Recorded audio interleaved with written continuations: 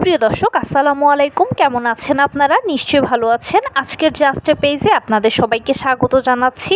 আজকে আমি আপনাদের সাথে শেয়ার করব পৃথিবীতে 195টি দেশের মধ্যে মাত্র 2টি দেশ পর্যবেক্ষক রাষ্ট্র। কেন এদেরকে পর্যবেক্ষক রাষ্ট্র বলা হয়? কে বা কারা পর্যবেক্ষণ করে? আচ্ছা, এই ধরনের পর্যবেক্ষক রাষ্ট্রগুলোতে কি কোনো মানুষ থাকে না? চলুন জানাচ্ছি এ বিষয়ে সব কিছু। প্রথমেই বলি, পর্যবেক্ষক রাষ্ট্র কী।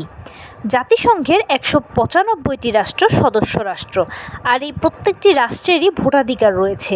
জাতিসংঘের যে কোনো কাজে অংশগ্রহণ করা, যে কোনো বিষয়ে মতামত বা পরামর্শ প্রদান করা, এমনকি ভোটাধিকার মাধ্যমে এরা জাতিসংঘে সরাসরি যুক্ত থাকে।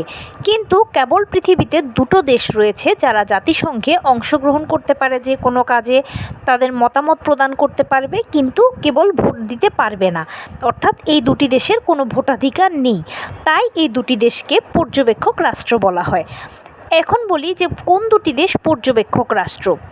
প্যালেস্টাইন বা ফিলিস্তিন আর ভ্যাটিকান সিটি, এই 2টি দেশ হচ্ছে পৃথিবীতে পর্যবেক্ষক রাষ্ট্র।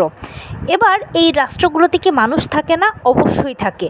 তাহলে কেন এদেরকে পর্যবেক্ষক রাষ্ট্রের মর্যাদা দেওয়া হয়? পর্যবেক্ষক রাষ্ট্র মর্যাদা পাওয়ার পেছনে অনেকগুলো কারণ রয়েছে, তবে তার মধ্যে উল্লেখযোগ্য 3টে কারণ হচ্ছে আন্তর্জাতিক আংশিক স্বীকৃতি, কূটনৈতিক অবস্থান, রাজনৈতিক জটিলতা।